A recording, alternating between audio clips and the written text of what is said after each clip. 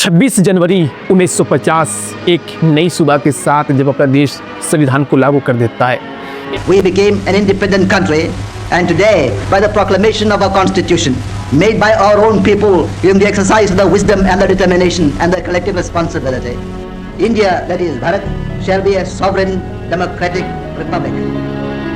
एक ऐसी संविधान जो दुनिया की सबसे बड़ी लिखित संविधान मानी जाती है। भारत के संविधान की ओरिजिनल कॉपी,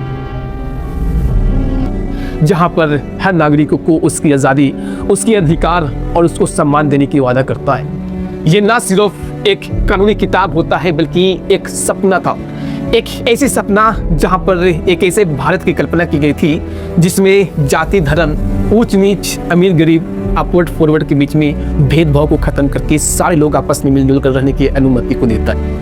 लेकिन क्या आप जानते हैं कि इस संविधान को बनाने के पीछे कितनी दर्दनाक कहानियां छुपी हैं, कितने संघर्ष हुए होंगे, कितने सपने टूटे होंगे और किस तरह से ये हमारी आज की आज़ादी की नींव को रखी गई थी। ये संविधान न सिर्फ आज़ाद भारत के नए इतिहास का आधार बना बल्कि उन लाखों वीरों की तपस्या का प्रतीक है जिन्होंने अपनी जान की परवाह किए बिना एक नए भारत को देखा और उसे संविधान के रूप में पूरा भी करता है।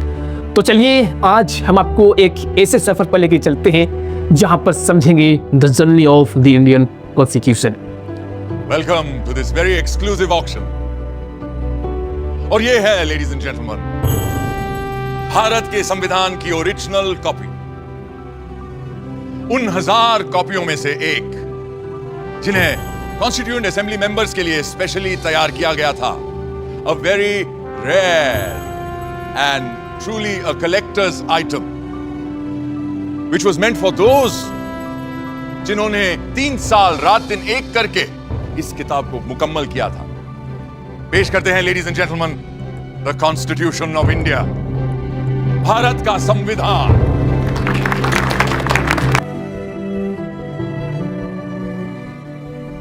संविधान बना कैसे और इसको बनाने के दौरान में कितनी तरह तरह की समस्या के सामना करना पड़ता है, ये सब कुछ समझने के लिए दोस्तों हम लोगों को इतिहास में चलना पड़ेगा, क्योंकि आज की आज़ाद भारत की कहानी हमारे पूर्वजों के बिना कहीं न कहीं अधूरी मानी जा सकती है। 1920 तक आते आते जब गांधी जी का आंदोलन पूरे देश पर निकल जाता है तो देश के अलग अलग कोने से लोग अभी एहसास करने लग जाते हैं कि अब अपने देश में आज़ादी बहुत करीब है। लोगों ने ये भी सोचा कि जब अपना देश पूरी तरह से आज़ाद हो जाएगी तो इस देश को चलाने के लिए हमें संविधान की ज़रूरत पड़ेगी, और क्योंकि संविधान बनाना तो कोई एक दिन का काम है नहीं, तो इसी सोच के साथ बहुत सारे लोग चले जाते हैं ब्रिटिश संसद में और वहाँ पे हंगामा करना शुरू कर देते हैं और वहाँ पे ये कहा जाता है कि अब हमें अपना संविधान चाहिए, we want our constitution. M N. Rao साहब ही वो पहला व्यक्ति होते हैं जिन्होंने सबसे पहली बार 1934 में संविधान के लिए डिमांड को रखते हैं। उस समय पर कांग्रेस पार्टी ने ये सोचा कि यार इस देश को आज़ादी दिलाने में शुरू से हमारा हाथ रहा, जो सबसे ज़्यादा जो लोग कुर्बान हुए हैं हमारे पार्टी से हुए, मतलब शुरू से काम किया हमने और इसका फल लेने कोई और कैसे आ सकता है। तो इसी सोच के साथ दूसरी बार 1935 में कांग्रेस पार्टी के द्वारा संविधान का डिमांड को रखी जाती है।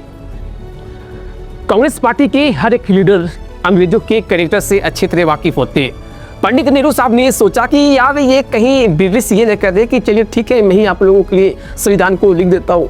तो इसी डर को खत्म करने के लिए 1938 में पंडित नेहरू साहब के द्वारा एक फरमान जारी कर जाती है और इस चीज़ को ब्रिटिश संसद में पेश कर जाती है और वहाँ पे ये कहा जाता है कि जो भारत की संविधान बनाई जाएगी वो भारत के ही इंडिपेंडेंट कॉन्स्टिट्यूएंट असेंबली के द्वारा बनाया जाएगा। यानी कि इस संविधान को बनाने के दौरान में कोई भी दूसरा देश का हस्तक्षेप नहीं होगा, कोई भी दूसरे देश के लोग इसमें इंटरफियर नहीं करेगा। अब क्योंकि उस समय पे कांग्रेस पार्टी एक बड़ी पार्टी हुआ करता था, इनका जो भी डिमांड था, जो भी बातें हुआ करता था वो अंग्रेजों पे असर किया करता था। तो इसी चीज़ को देखते हुए अगले 2 साल के अंदर में 1940 में अगस्त और फरवरी में इस चीज़ को एक्सेप्ट कर ली जाती है। अब अपनी कहानी को दोस्तों यहाँ पे कुछ देर के लिए रोकते हैं और एक ऐसे इंसिडेंट के बारे में समझने की कोशिश करते हैं जो हमारा इस आज़ादी में एक बहुत बड़ा इम्पोर्टेंट रोल अदा किया था। आपको पता होगा कि 1939 में जब जर्मनी के हिटलर ने पोलैंड पे हमला कर देता है तो यही से सेकेंड वर्ल्ड वॉर की शुरुआत हो जाती है। एक तरफ जर्मनी के हिटलर और इटली के डिक्टेटर बेनिटो मुसोलिनी दोनों मिलकर युद्ध फ्रंट पे अंग्रेजों का छक्का छुड़ा रहा था। उनकी हजारों सैनिक मारे जा रहे थे। अंग्रेजों ने ये सोचा कि यार मरने कटने के लिए हमारे देश के सैनिक क्यों मरे, ऐसा क्यों ना हो कि हम लोग अपने साइड से लड़ने के लिए भारत के सैनिक को भेज देते हैं। तो इसी सोच के साथ 1942 में अपने देश में एक मिशन आता है जिससे हम लोग क्रिप्स मिशन के नाम से जानते हैं। और ये मिशन आते ही अपने देश को ये कहता है कि अगर भारत ने हमारा वर्ल्ड वार सेकेंड में साथ दिया तो मैं आपसे वादा करता हूँ कि वर्ल्ड वार सेकेंड खत्म होते ही मैं आपको आज़ाद कर दूंगा।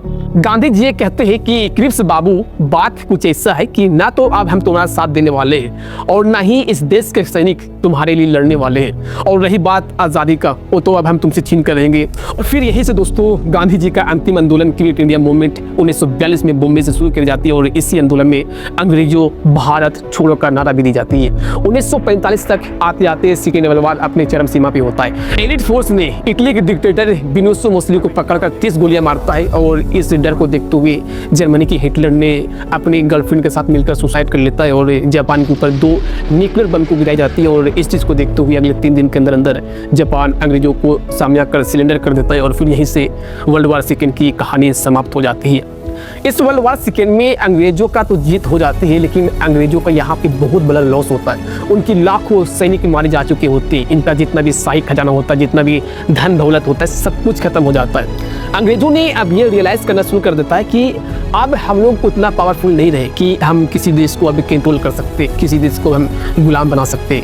और फिर दोस्तों यहीं से सारे देश की आज़ादी की सिलसिला शुरू हो जाती है। 1946 में अपना देश में एक हाई लेवल कमीशन आता है जिसे हम लोग कैबिनेट मिशन के नाम से जानते हैं। और इस मिशन को आते ही अपने देश में सबसे बड़ी 2 काम कर जाती है। एक तो कि एक इंटरिम गवर्नमेंट बनाई जाती है, यानी कि एक काम चलाओ सरकार। अब क्योंकि उस समय पर इलेक्शन का कोई तो प्रोसेस था नहीं कि इलेक्शन करवा के हम अपनी सरकार को चुन सकते हैं, तो काम चलाओ सरकार चलाने के लिए एक काम चलाओ गवर्नमेंट भी बनाई जाती है। और दूसरा कि एक कंस्टिट्यूएंट असेंबली बना दी जाती है। अब यहाँ पर आप देख सकते हैं दोस्तों कि 1934 में संविधान का डिमांड को रखी गई थी और किस तरह से 12 साल के लड़ाई लड़ने के बाद फाइनली 1946 में अपने देश में कंस्टिट्यूएंट असेंबली बनकर तैयार हो जाता है। यहाँ पर दोस्तों मैं एक चीज़ एडिट करना चाहता हूँ कि वर्ल्ड वार सेकेंड किसी के लिए अच्छा हो या ना हो, अपने देश के लिए एक बहुत बड़ा एक रामबाण साबित हुआ था। क्योंकि मेरा ऐसा मानना है कि अगर वर्ल्ड वार सेकेंड ना हुआ होता तो शायद अपना देश को 10 साल या 15 साल और गुलामी झेलना पड़ता। अब अपना देश में फाइनली कंस्टिट्यूएंट असेंबली बनकर तैयार हो जाता है। तो इसी कंस्टिट्यूएंट असेंबली में टोटल 389 मेंबर की सीट को रखी जाती है। तो चलिए अब ये समझने की कोशिश करते हैं कि इन 389 मेंबर में से कहाँ से लोग इलेक्ट होकर आते हैं और कहाँ से लोग नॉमिनेट होकर आते हैं। मैं आपको एक चीज़ बताना चाहता हूँ कि आज के दिन जिस तरह से अपने देश में राज हुआ करता है, बिहार, झारखंड, छत्तीसगढ़, हरियाणा, झारखंड, इस तरह से उस समय पे राज का कोई सिस्टम नहीं हुआ करता था। उस समय पे हुआ करता था प्रोविंसेस, यानी कि प्रांत, बॉम्बे प्रांत, मद्रास प्रांत, इस तरह से प्रांत में डिवाइड हुआ करते थे सारे एरिया। तो अंग्रेजों ने अपनी प्रांत को 2 प्रांत में डिवाइड करता है। एक तो बड़ी प्रांत जिसे गवर्नर प्रोविंसेस के नाम से जानते हैं और एक छोटी प्रांत जिसे चीफ कमिश्नर प्रोविंसेस के नाम से जानते हैं। तो जो 389 सीटों पे जो इलेक्शन हुई थी ना, वो 296 सीटों पे इलेक्शन होती है और बाकी के 93 सीटों पे नॉमिनेशन होती है। और 296 सीटों पे जो इलेक्शन हुई थी उसमें से 292 सीटों पे बड़ी प्रांत से हुई थी और 4 सीटों पे छोटी प्रांत से होती है। और 93 सीटों पे नॉमिनेशन कहाँ से होती है, इस चीज़ को समझाने के लिए मैं आपको एक चीज़ बताना चाहता हूँ कि आपको पता होगा कि उस समय पे राजा महाराजा के घर घराना भी हुआ करते थे। कुछ एरिया, कुछ इलाके राजा महाराजा भी कंट्रोल किया करते थे। तो जब अपना देश में फाइनली कंस्टिट्यूएंट असेंबली बनकर तैयार हो जाता है तो हमारे लोक पुरुष सरदार वल्लभ भाई पटेल सारे राजा महाराजा के पास जाते हैं और उनसे कहते हैं कि राजा साहब, अब अपना देश आज़ाद हो चुका है, हम लोगों ने संविधान को अडॉप्ट किया है, इसलिए अब आपके पास सिर्फ 2 ऑप्शन है, या तो सही सलामत इस देश में विलय कर जाइए वरना हम आपके ऊपर आक्रमण करेंगे और फिर आपको ज़बरदस्ती विलय करना पड़ेगा। तो जो 93 सीटों का नॉमिनेशन हुई थी ना दोस्तों, वो यही राजा महाराजा के घर घराने से हुआ था। तो कुछ इस तरह से 389 सीटों को पूरी करी जाती है। अब वो समय आ जाता है दोस्तों जिसको हर एक इंसान को बेसब्री से इंतजार होता है। 9 दिसंबर 1940 का वो दिन जब सबसे पहली बार कॉन्स्टिट्यूएंट असेंबली की मीटिंग बैठाई जाती है और इस मीटिंग में डॉक्टर सच्चिदानंद साहब को टेम्पोररी प्रेसिडेंट के रूप में नियुक्त करी जाती है और इसके अगले 2 दिन के बाद 11 दिसंबर 1946 को डॉक्टर राजेंद्र प्रसाद साहब को परमानेंट प्रेसिडेंट के रूप में नियुक्त करी जाती है और 2 डिप्टी प्रेसिडेंट भी होता है, एक एच.सी. वर्मा और एक वी.टी. कृष्णाचार्य साहब, और एक एडवाइजर के रूप में बी.एन. राव साहब को अपॉइंट की जाती है और इनको भेज दी जाती है 60 देशों के सफ़र पर। और इनको ये कहा जाता है कि जाइए और हर देश में घूम के आइए जहाँ जहाँ पे लोगों ने संविधान को अडॉप्ट किया है और वहाँ पे जाकर देखिए कि क्या क्या अच्छी चीज़ें वहाँ से लेनी चाहिए जो अपने देश के लिए अच्छी की बात हो। यहाँ तक के सफ़र में दोस्तों सब कुछ सही चलता है, लेकिन वो कहा जाता है कि खुशी तभी पूरी हो सकती है जब उसमें कोई दुख ना हो। लेकिन अगर उसमें कोई दुख भी ना हो ना तो उस खुशी का अहमियत कौन समझता है। जो डर था वही हुआ, जो बांटा ना जा सके उसी भारत माँ को बांटा जाता है। 3 जून 1947 जब एक फैसला होता है, एक लकीर खींच दी गई और भारत माँ के आंचल का एक हिस्सा अलग हो जाता है। पाकिस्तान एक अलग देश बन जाता है और 389 मेंबर में से 90 मेंबर रिजाइन मार के पाकिस्तान चला जाता है।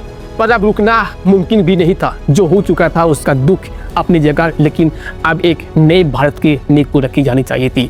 अब बचे हुए 299 मेंबर को कहा जाता है कि जाइए, अब आपका असल काम शुरू होता है, जाइए और एक ऐसे संविधान का निर्माण कीजिए जहां पे देश के हर नागरिक को एक मजबूती का भविष्य तय करे। और फिर दोस्तों यहीं पे अपना देश का एक नई सफर शुरू हो जाती है।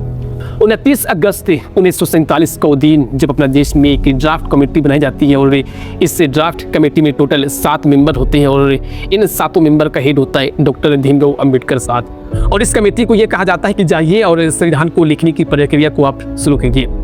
और यहाँ से करीब 15 महीने की लगातार मेहनत के बाद 4 नवंबर 1948 का वो दिन आ जाता है जब अपना देश में संविधान का पहला ड्राफ्ट यानी कि संविधान का पहला ड्राफ्ट कॉपी बनकर तैयार हो जाता है। और इस चीज़ को 15 नवंबर 1948 को इस चीज़ को कॉन्स्टिट्यूएंट असेंबली में पेश करी जाती है और इस पर चर्चा होती है। और वहाँ पर यह कहा जाता है कि अभी इस संविधान में और कुछ ऐड करने की ज़रूरत है, इसको अभी और रेक्टिफाई करने की ज़रूरत है।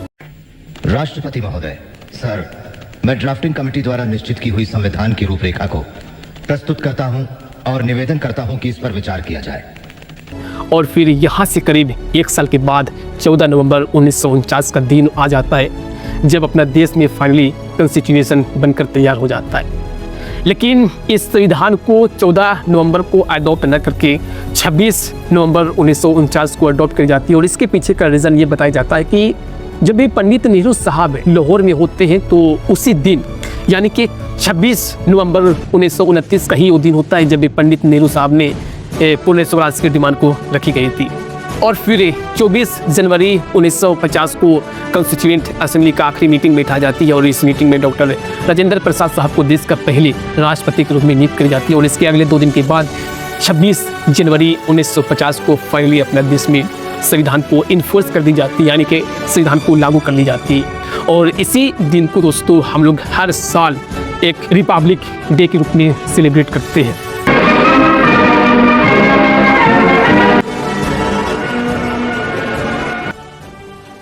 अब आप में से कई लोगों का दिमाग में एक सवाल ज़रूर उठ रहा होगा कि यार सारी कहानी तो ख़त्म हो चुकी है, लेकिन मुझे अभी तक ये समझ में नहीं आया है कि आखिर क्यों डॉक्टर भीमराव अंबेडकर साहब को the father of the Indian constitution के नाम से जानते हैं। दोस्तों अगर इनका असल में काम को समझना चाहते हो तो मैं आपको एक एग्जाम्पल के जरिए समझाने की कोशिश करता हूँ। मान लीजिए कि आप लोगों का एक 7 लोगों का ग्रुप है और उस ग्रुप को ये कहा जाता है कि यार आपको ना एक परफेक्ट इंसान बनाना है, एक मनुष्य बनाना है। तो आप में से कई लोग ने हर बॉडी पार्ट को बनाते हो, किसी ने हाथ बनाया, किसी ने पाँव बनाया, किसी ने नाक बनाया, किसी ने आँख बनाया, किसी ने कान बनाया, यानी कि सारे लोग मिलकर बॉडी की हर वो बॉडी पार्ट को बनाते हो जो एक इंसान के लिए रिक्वायरमेंट होती है। लेकिन हम उसको एक परफेक्ट इंसान कब कहेंगे? जब आँख अपनी जगह पे हो, नाक अपनी जगह पे हो, कान अपनी जगह पे हो, हाथ अपनी जगह पे हो, तब जाकर हम उसको एक परफेक्ट इंसान कर सकते हैं। अगर पता चला कि आँख की जगह पे नाक है, नाक की जगह पे कान है, तो यार हम उसको परफेक्ट इंसान नहीं कह सकते।